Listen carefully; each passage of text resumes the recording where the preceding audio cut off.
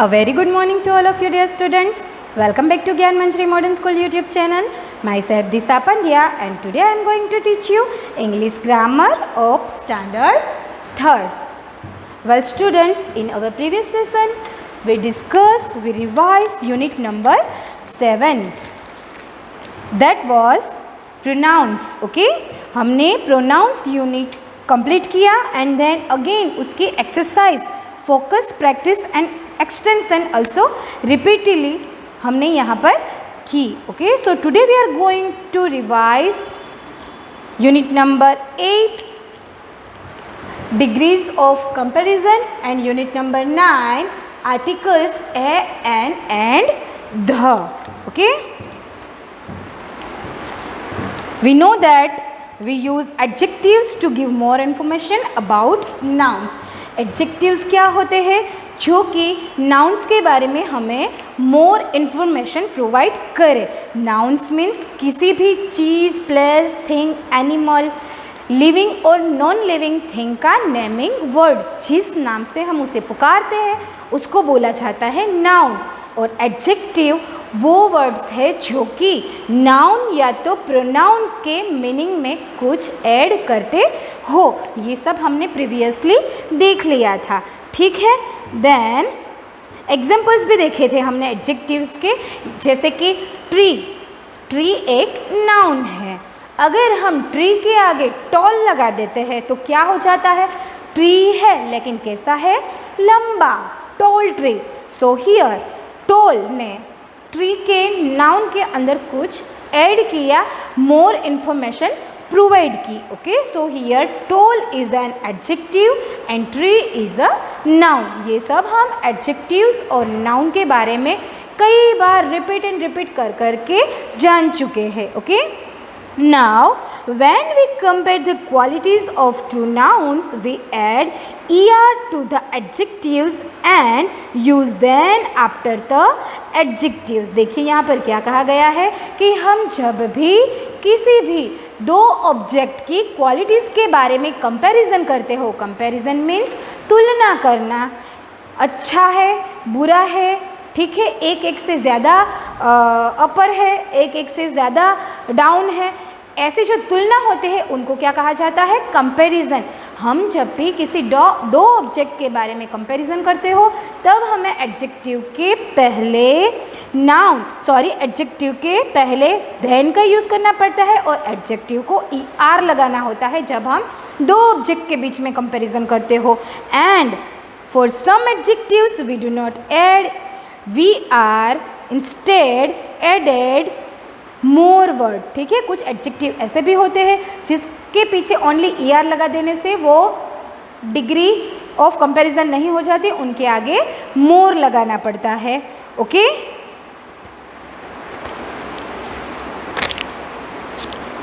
अभी ये सब हमने लास्ट में देख लिया था.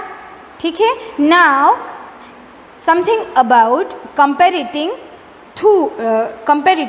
थ्री और मोर ऑब्जेक्ट. हमने दो ऑब्जेक्ट के बीच में कंपैरिजन देख ली कि जब हम दो ऑब्जेक्ट के बीच में कंपैरिजन कर रहे हो तब हमें देन एंड er का यूज़ करना है. एडजेक्टिव के पीछे क्या लगता है? er. ठीक है, लेकिन सारे एडजेक्टिव ऐसे नहीं होते कि जिसके पीछे er लगा देने से ही वो बन जाते हैं, बल्कि कुछ एडजेक्टिव्स यानी कि कुछ एडजेक्टिव के फॉर्म थोड़े से लॉन्ग होते हैं तो उनके पीछे हमें मोर लगाना पड़ता है. वैसे ही अगर दो चीज़ के बारे में होता तो ये होता, लेकिन अगर हमें सभी में से किसी एक ऑब्जेक्ट को सबसे ज़्यादा हाई क्वालिफाइड यानी कि एक ऑब्जेक्ट के अंदर सबसे ज़्यादा पूरे क्लास में से किसी एक स्टूडेंट को अगर सबसे ज़्यादा इंटेलिजेंट दिखाना है, सबसे ज़्यादा क्लेवर दिखाना है, ठीक है, जब होल में से किसी एक की क्वालिटी को हायर करना हो, किसी एक की क्वालिटी को सबसे हाईएस्ट दिखाना हो, तब हम एडजेक्टिव के पीछे er नहीं बल्कि क्या लगाएंगे? est. क्या लगाएंगे? est. और कुछ adjective similar as more.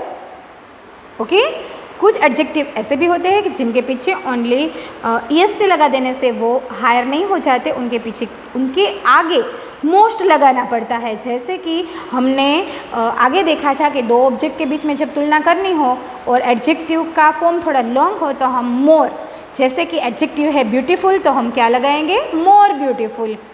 Sheila is more beautiful than Neera. Okay, Sheela is more beautiful than Neera.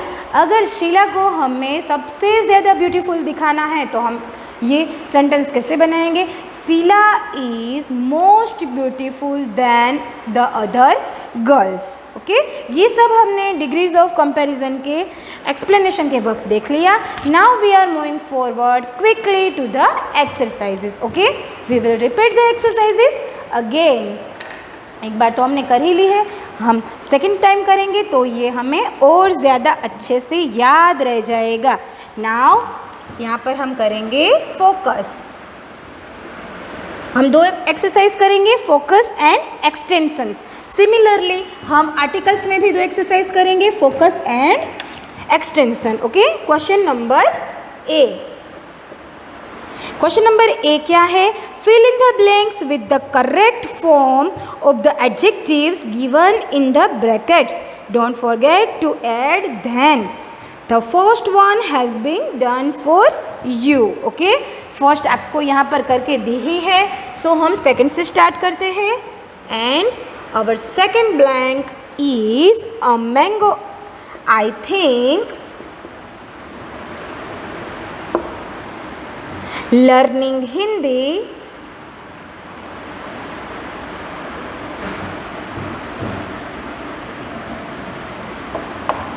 is blank blank learning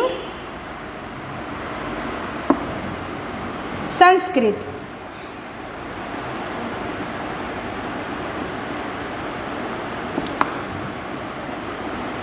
well student, यहाँ पर हमें एक एडजेक्टिव दिया गया है easy.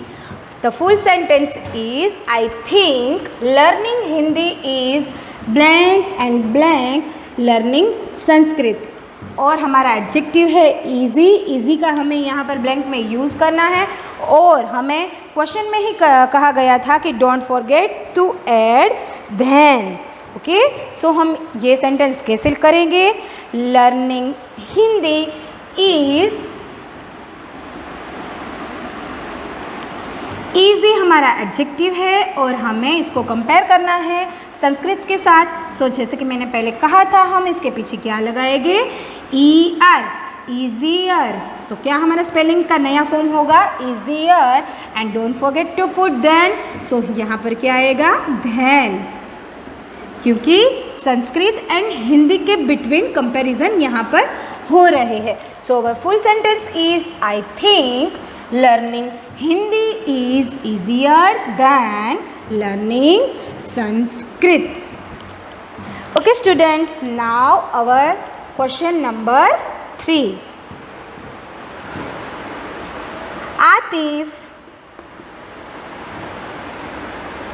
Atif's room is always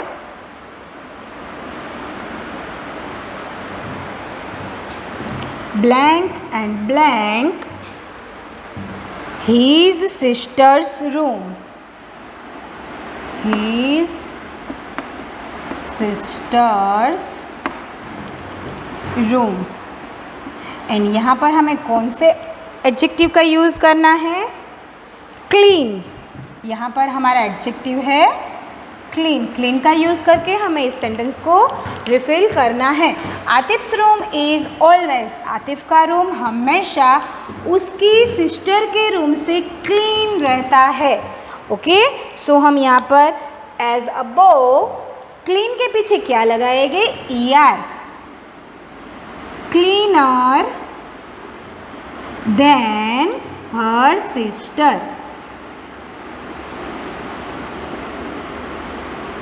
I hope you all got it.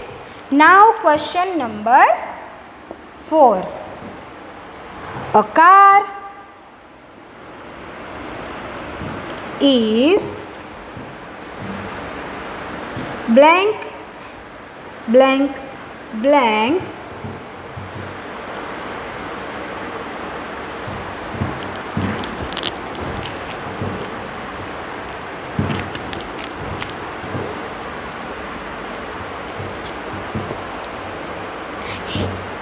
a scooter.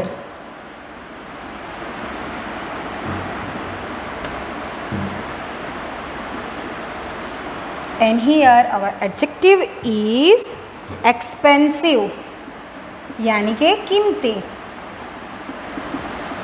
Students, यहाँ पर क्या कहा गया है कि a car is expensive a scooter. एक कार जो होती है वो स्कूटर से ज़्यादा एक्सपेंसिव होती है. सो हमें एक्सपेंसिव, ये हमारा एक लॉन्ग एडजेक्टिव है. सो हम इसके आगे क्या लगाएंगे? Always more. More expensive than a scooter. Okay, एक कार हमेशा एक स्कूटर से ज़्यादा एक्सपेंसिव होती है. Now question number 5. An Apple.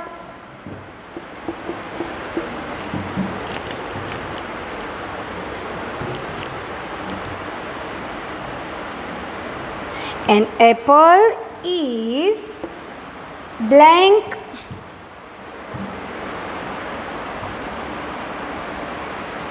Blank a pizza. Healthy. Adjective क्या है हमारा? Healthy. An apple is healthy a pizza, यानी कि एक एप्पल जो होता है वो पिज़्ज़ा से ज़्यादा हेल्दी, यानी कि आरोग्यप्रद होता है, स्वस्थ होता है. सो यहाँ पर हम हेल्दी को लिखेंगे. ठीक है, हेल्दी के पीछे क्या लगाएंगे? ईयर. लेकिन जब भी एडजेक्टिव में वाई पीछे आता है तब वो वाई निकल जाता है और उसकी जगह पर क्या आ जाता है? I, E R. So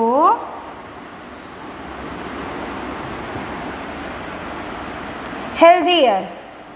An apple is healthier than a pizza. Okay. Now question number 6.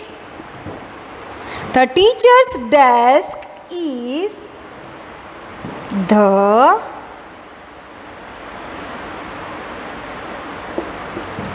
teacher's desk is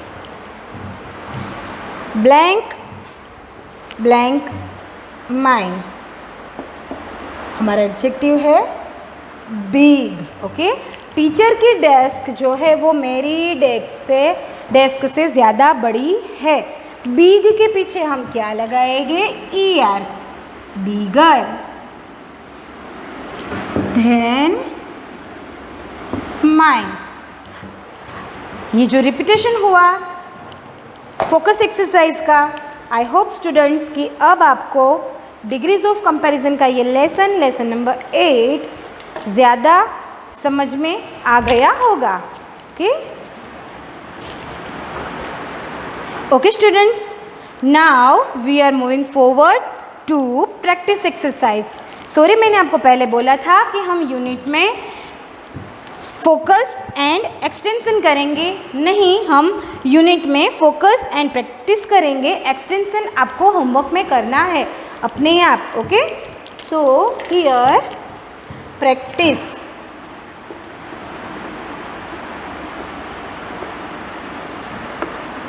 okay, now question number 1 below practice exercise is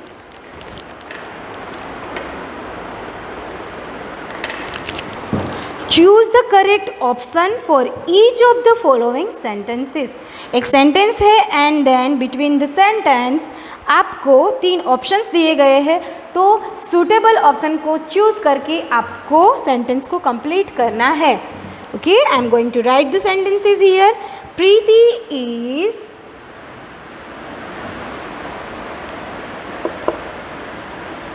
is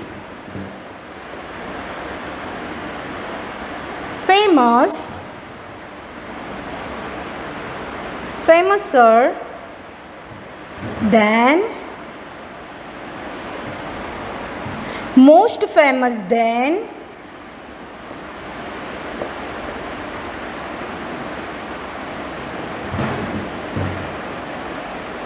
and more famous than.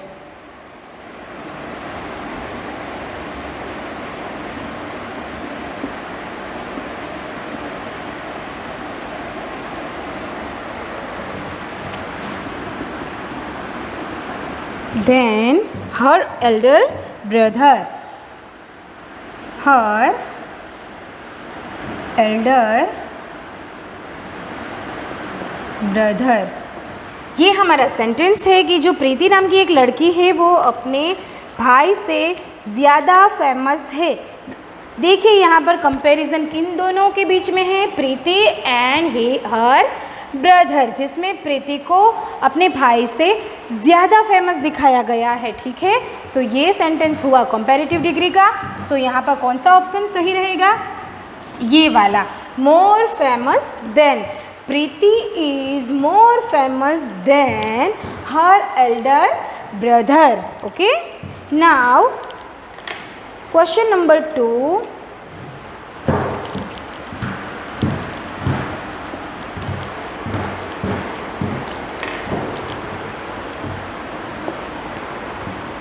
February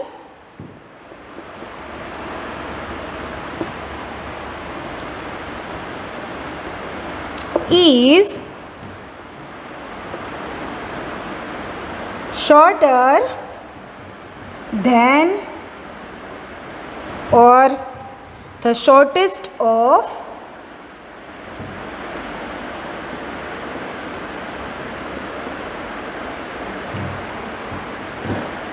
most short of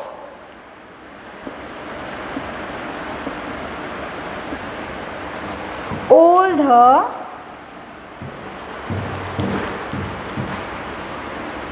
months.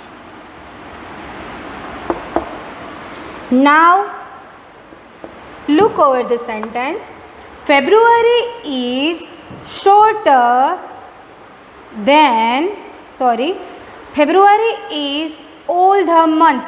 February को सभी months में से सबसे छोटा दिखाया गया है कि भाई फेब्रुआरी के अंदर जितने डेज होते हैं वो रिमेन 11 मंथ्स से सबसे कम होते हैं। ठीक है, सो यहाँ पर हमको देखने में पता चलता है कि कंपैरिजन सारे मंथ्स की किसके साथ है, फेब्रुआरी के साथ, किसी दो ऑब्जेक्ट के एक दूसरे के साथ नहीं है बल्कि सारे मंथ्स की फेब्रुआरी के साथ। सो यहाँ पर कौन सा एडजेक्टिव सही रहेगा, the shortest of is the correct answer. Okay, now question number 3, the black shoes are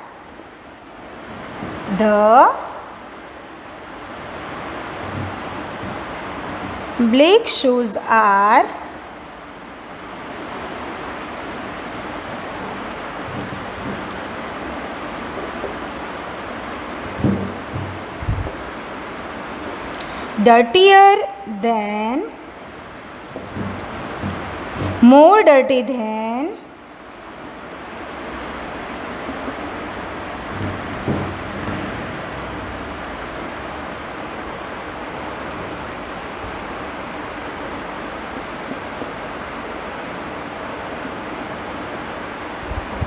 and dirtiest of।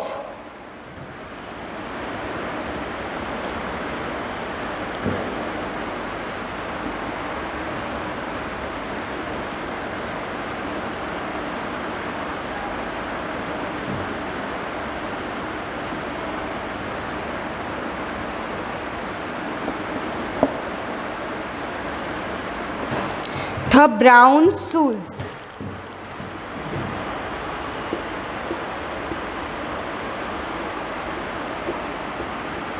देखिए यहाँ पर black shoes and brown shoes के बीच में कंपैरिजन है। Okay, black shoes and brown shoes के बीच में कंपैरिजन है। दो ऑब्जेक्ट के बीच में जब भी कंपैरिजन होती है तब एडजेक्टिव के पीछे क्या लगता है, ER। क्या लगता है, ER। So the right option is here, dirtier than। Now question number 4,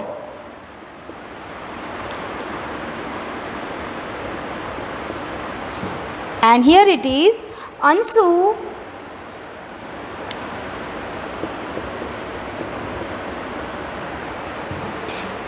is a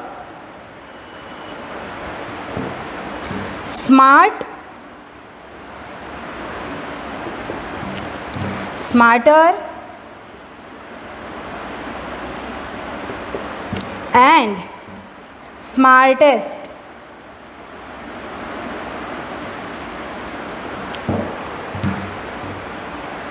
boy.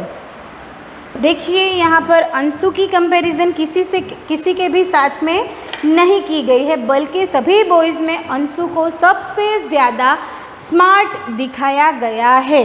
Okay, so यहाँ पर कौन सा वर्ड सही रहेगा? Anshu is a blank boy. Okay, so यहाँ पर कौन सा वर्ड आएगा? स्मार्ट। ओके, क्योंकि अंशु की कंपैरिजन किसी के भी साथ में नहीं हुई है। Okay, now question number 5 to extension is your homework. ठीक है, यहाँ तक 4 तक मैंने किए हैं। 5 नंबर का जो क्वेश्चन है वो आपको होमवर्क में करना है, and then extension exercise also. Okay students, now we are moving forward to next unit number 9, articles. Okay, a, an and the. Articles are the words a, an and the that tell us something about a noun. Articles a, an and the ऐसे words हैं जो हमें noun के बारे में कुछ बताते हैं। ठीक है, example, there is an elephant in the zoo. देखिए यहाँ पर नाउन कौन सा है? Elephant and zoo, both are nouns. यहाँ पर क्या कहा गया है? देयर इज एन एलिफेंट, एक एलिफेंट है, एंड इन द जू, कहाँ पर? जू में। तो जू के आगे भी धी लगा, ध लगा, एंड एलिफेंट के आगे एन लगा, and the both are articles, जो कि हमें ये दिखाता है कि भाई जो एलिफेंट है वो पर्टिकुलरली जू में ही है, एंड जो एलिफेंट है वो पर्टिकुलरली एक ही है। ठीक है, use A before a noun when it begins with A consonant sound, use an before a noun when it begins with a vowel sound. We use the when the speaker and the listener both know what they are talking about.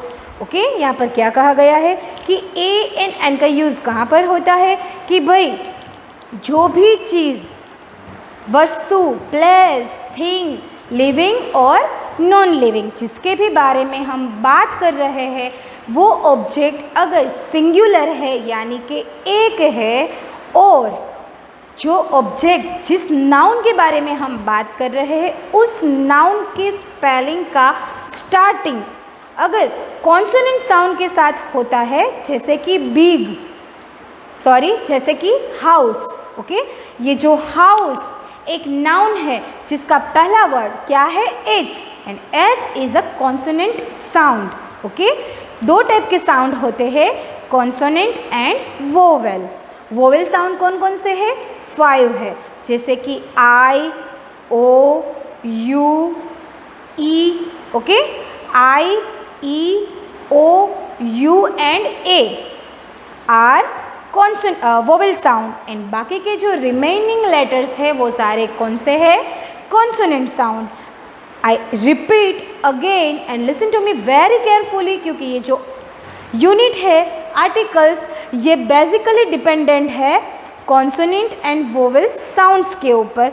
तभी अगर आपको पता हो गया कि कौन से sound consonant है और कौन से साउंड वोवेल है, तभी आप ए एंड एन का इस्तेमाल, ए एन एंड ध का इस्तेमाल सही तरीके से कर पाओगे। I repeat again, A, E, I, O and U, ये जो 5 लेटर्स है वो क्या है? वोवेल साउंड है, एंड जो remaining B, C, D except E, F, G, H except I, सारे के सारे जो जितने भी बचे हुए लेटर्स हैं वो सारे कॉन्सोनेंट साउंड है। नाउ फोकस में क्या कहना चाह रही हूँ कि जब भी कोई नाउन अगर कॉन्सोनेंट साउंड से शुरू होता हो, जैसे कि हाउस, ओके, जैसे कि हाउस, जैसे कि टेबल, जैसे कि चेयर, ये सब क्या है? नाउन्स के फॉर्म है, जिसका पहला लेटर एच, ये क्या हुआ? कॉन्सोनेंट। जिसका पहला लेटर टी क्या हुआ? कॉन्सोनेंट। जिसका पहला लेटर सी क्या हुआ? कॉन्सोनेंट। तो जब भी हम ऐसे किसी नाउन के बारे में बात कर रहे हो जिसका प्रोनाउंसिएशन करते वक्त जिसका फर्स्ट साउंड कॉन्सोनेंट आता हो, तब हम कौन से आर्टिकल का यूज़ करेंगे? ए, जो सिंगल हो। एक घर, एक टेबल, एक चेयर। कैसे हम लिखेंगे इसको? A house, a table, a chair. Okay, ये सारे कॉन्सोनेंट है, सो हम इसके आगे क्या लगाएंगे? ए। वैसे ही अगर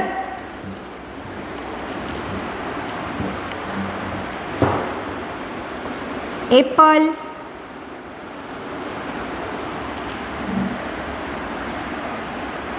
एग, एलिफेंट, इंक, ये जो सारे नाउन है उसका जो पहला लेटर है वो क्या है?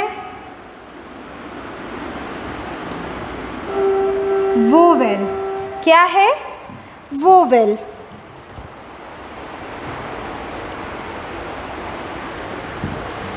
जब भी पहला लेटर वोवेल साउंड हो तब हम इन सभी नाउन्स के आगे, अगर वो सिंगुलर में है, तब हम कौन से आर्टिकल का यूज़ करेंगे? एन का। ओके, किसका यूज़ करेंगे?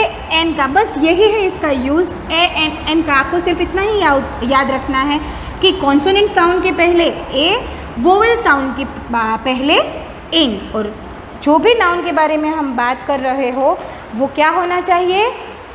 सिंगुलर, यानी कि एक क्वांटिटी में। ओके, नाउ ध। जब हमें पता हो जो बोल रहा है उसको भी और जो सुन रहा है उसको भी, जैसे कि स्पीकर एंड लिसनर, दोनों को जब पता हो कि वो जिस भी नाउन के बारे में बात कर रहे हैं उसके बारे में जब दोनों को पता हो, तब वो पर्टिकुलर है, वो डेफिनेट है, ऐसा दिखाने के लिए हम कौन से आर्टिकल का यूज़ करेंगे? ध का।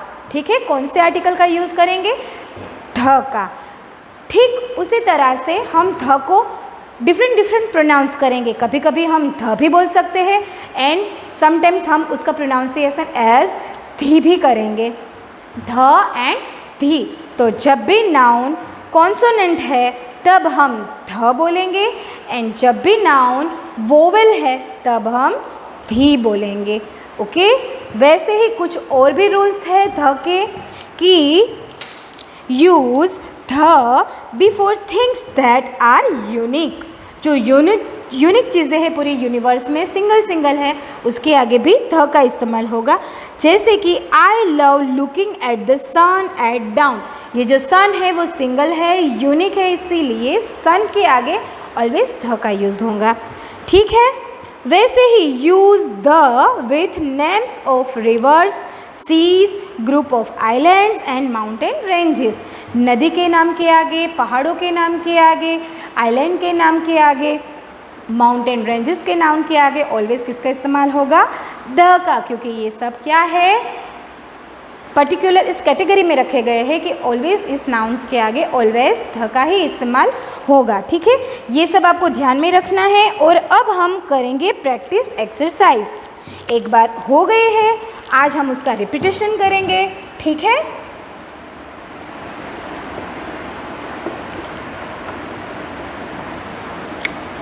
Okay students, fill in the blanks with the correct articles. आपको ए एन या तो ध का इस्तेमाल करके पूरा ये जो पैराग्राफ है उसको कंप्लीट करना है।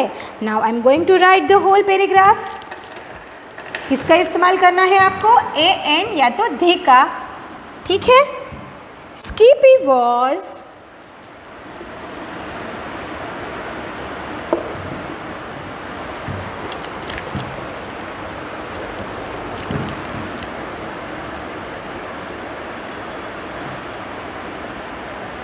Skippy was blank baby squirrel.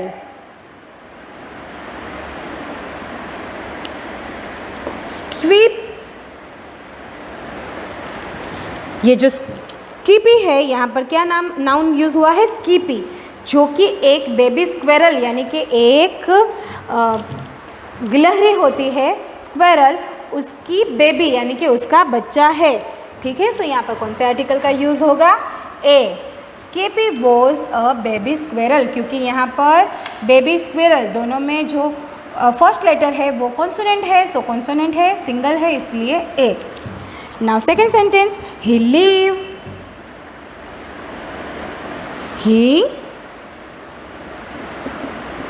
lived in blank oak tree with his family. Oak tree with his family.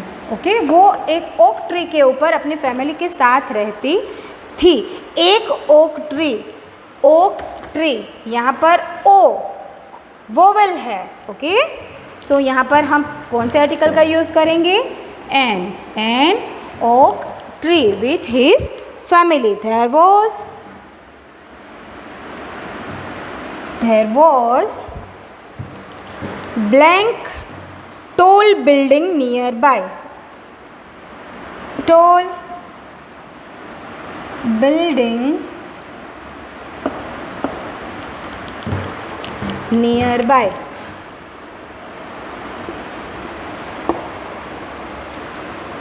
There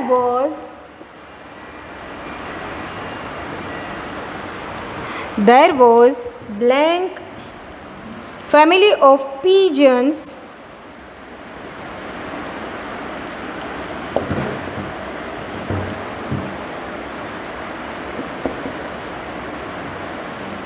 of pigeons in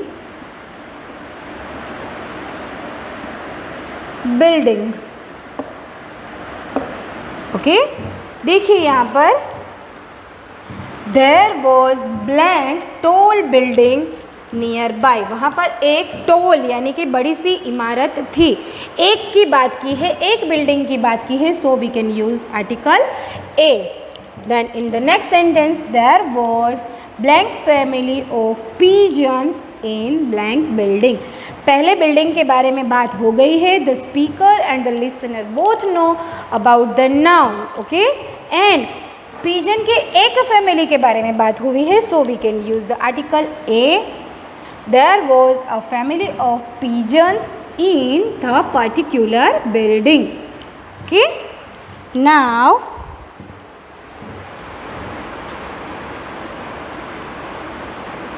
blank pigeons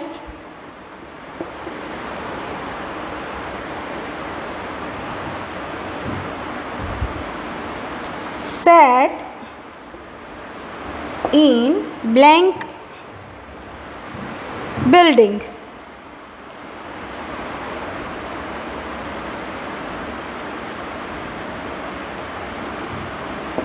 देखिए यहाँ पर क्या कहा गया है कि ब्लैंक पिजन सेट इन ब्लैंक बिल्डिंग। ओके, स्टार्टिंग में अगर हमें पता ही है कि हम किसके बारे में बात कर रहे हैं, किसको बात कर रहे हैं, सो ऑलवेज कौन से आर्टिकल का यूज़ होगा?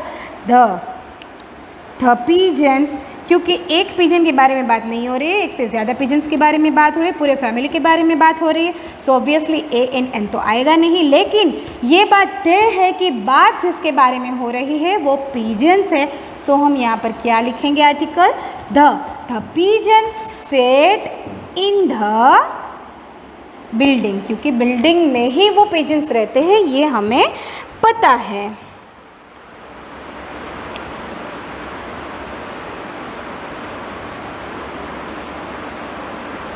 Now again,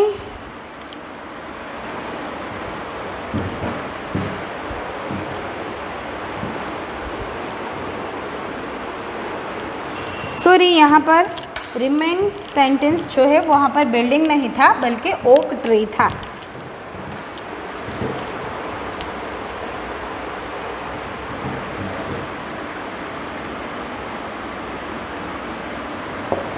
लिसन, यहाँ पर ओक ट्री के आगे ध लगा। आप सोचेंगे कि एन क्यों नहीं, ओक ट्री। लेकिन हमें पता है कि यहाँ पर जो बात हो रही है वो ओक ट्री के बारे में बात है, और हमें यहाँ पर ऐसा नहीं दिखाना कि एक ओक ट्री, बल्कि ऐसा दिखाना है कि pigeons set in oak tree. Pigeons oak tree के साथ में पिजन्स ओक ट्री के बाजू में सेट हो गए थे। ठीक है, ये पर्टिकुलर थिंग हमको यहाँ पर प्रेजेंट करनी है, so we can use article the. Now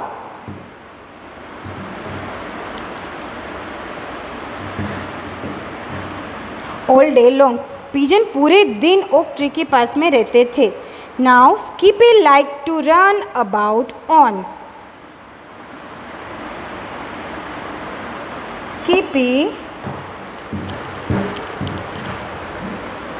like to run about on blank branches and hide among branches and hide among blank leaves of blank tree।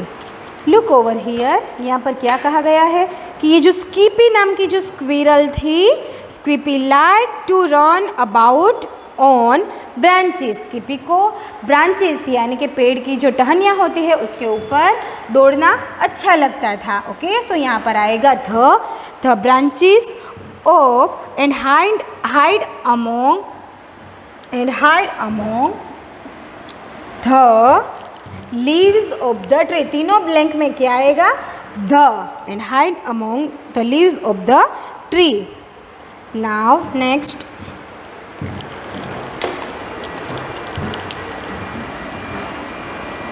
blank tree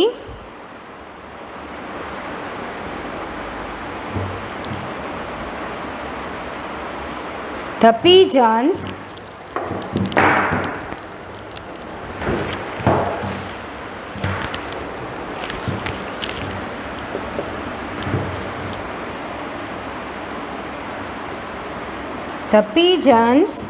did not like this, did not like this. They felt that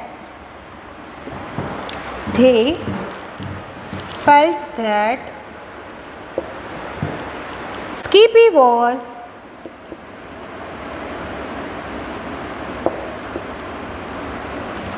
was blank naughty squirrel.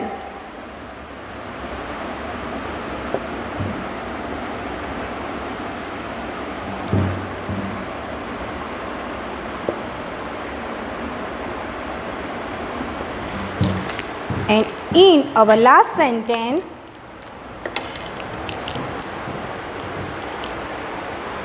blank pigeons यानी के the pigeons did not like this. They felt that Skippy was a naughty squirrel. Students, here our articles A and the practice exercise number A is completed.